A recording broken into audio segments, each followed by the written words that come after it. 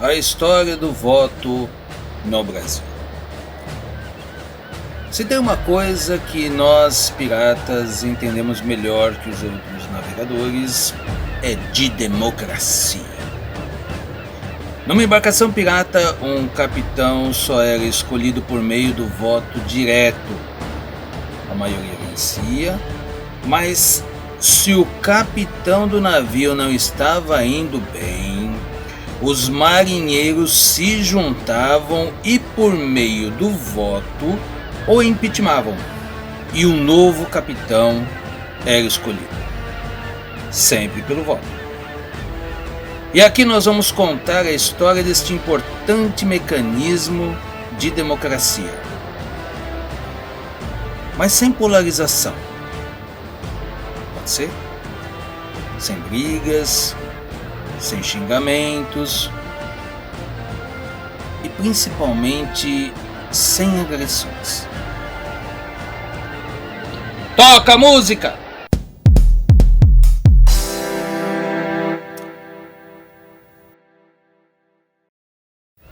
O voto surgiu no Brasil junto com o processo de colonização. E foi a partir de 1530. Para ser mais específico, foi em 1532.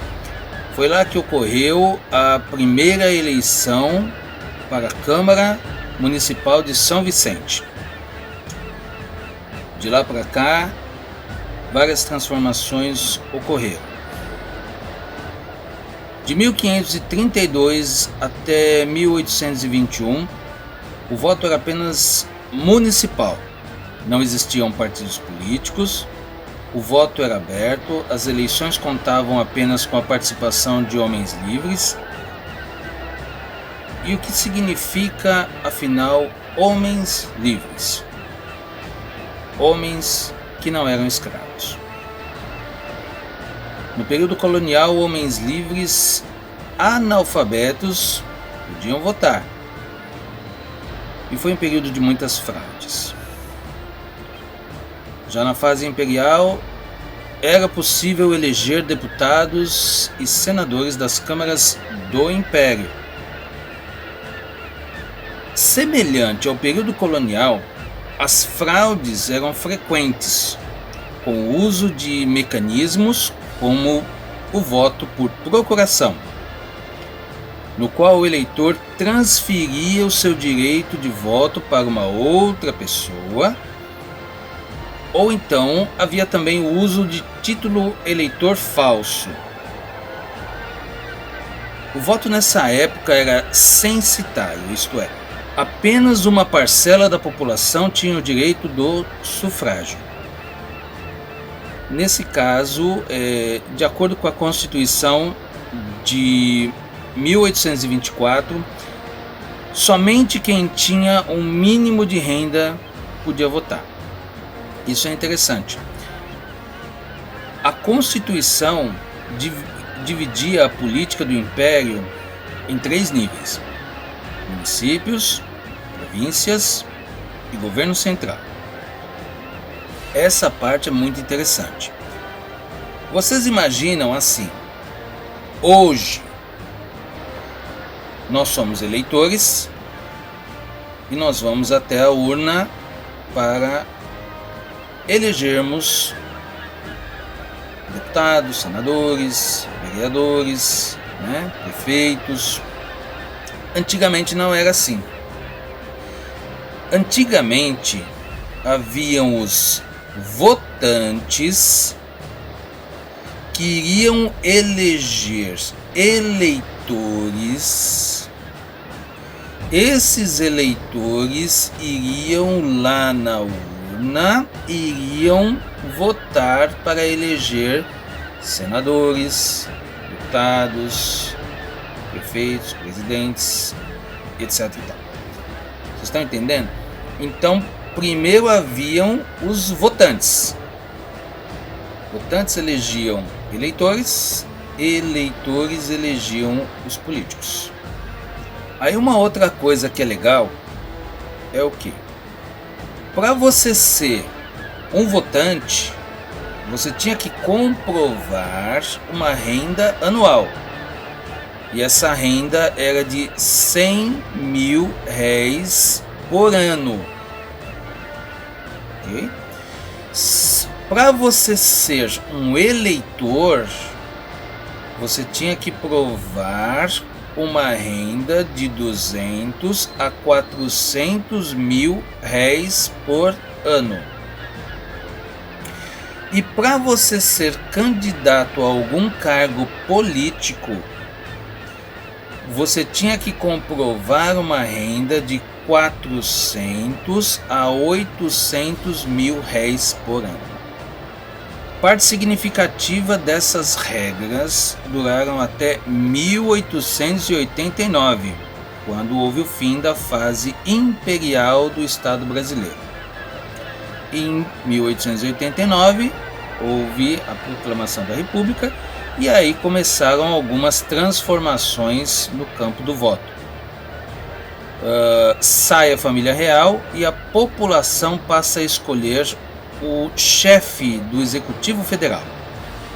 É adotado o presidencialismo e aí Prudente de Moraes foi o primeiro eleito para o cargo. Se por um lado escolher um presidente era uma conquista, por outro esse poder estava nas mãos de poucos. Então, menores de 21 anos, mulheres, analfabetos, mendigos, soldados rasos, indígenas e integrantes do clero estavam impedidos de votar.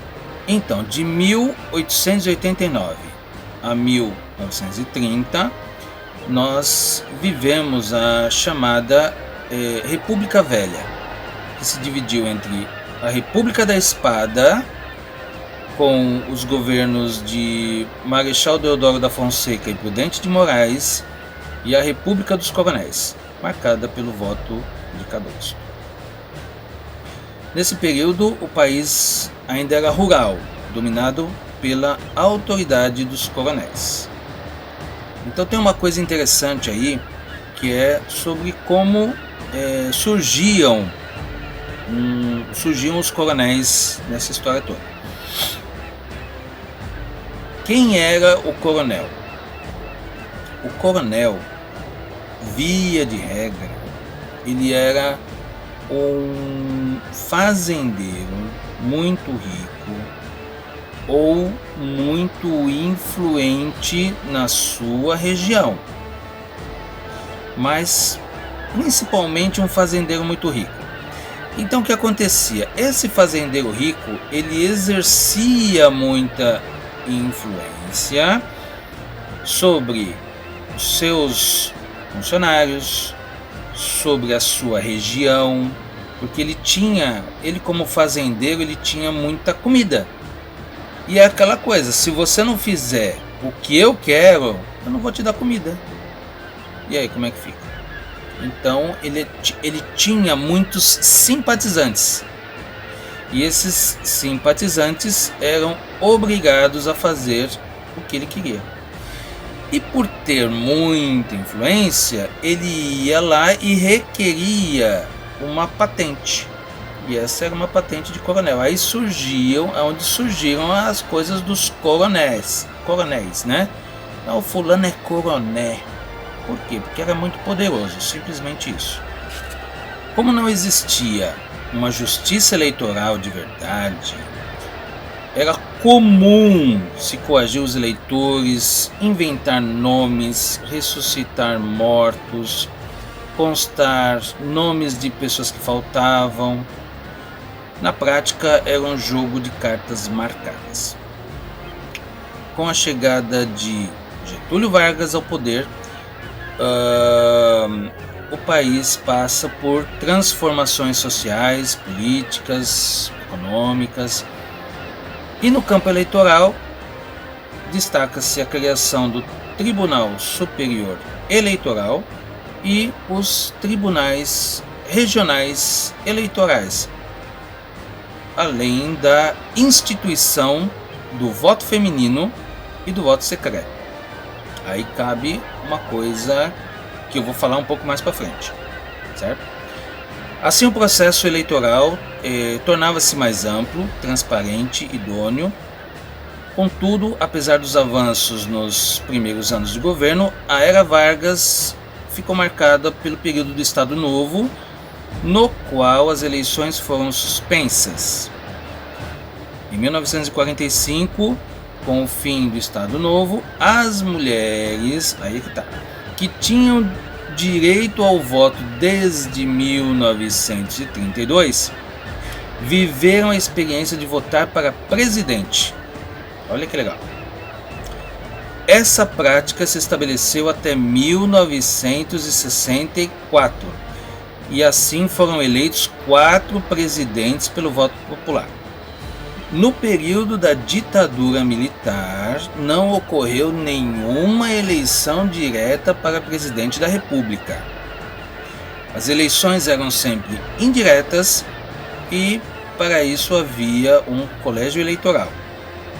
O sistema partidário vigente era o bipartidarismo, onde foi instituído pelo Ato Institucional 2, que considerou apenas Arena e MDB como partidos legítimos. Isso foi até 1984, quando o povo foi para as ruas, houve o pedido de diretas já, e aí em 1985, após esse movimento, Tancredo Neves foi eleito pelo voto indireto. Mas, como todos sabem, ele ficou doente, morreu, e aí José Sarney foi quem assumiu como o primeiro presidente civil em mais de 20 anos. No mandato, Sarney, entre outros avanços, consolidou o voto universal e secreto e tornou idôneo o voto idôneo das eleições e criou também o trabalho das justiças eleitorais. Em 1996 surgiram as urnas eletrônicas. A partir daí, houve também a implantação do voto facultativo para pessoas com 16 e 17 anos, para analfabetos e para idosos com mais de 70 anos.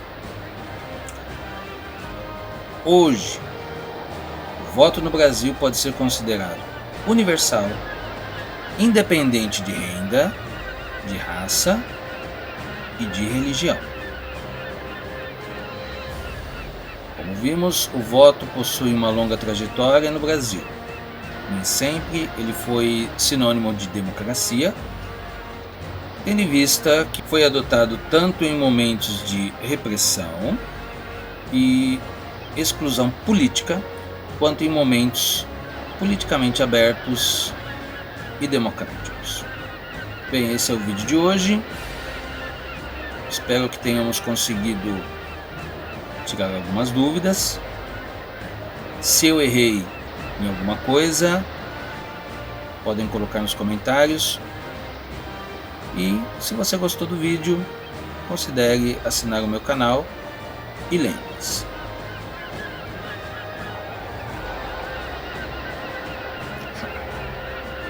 eu estava lá.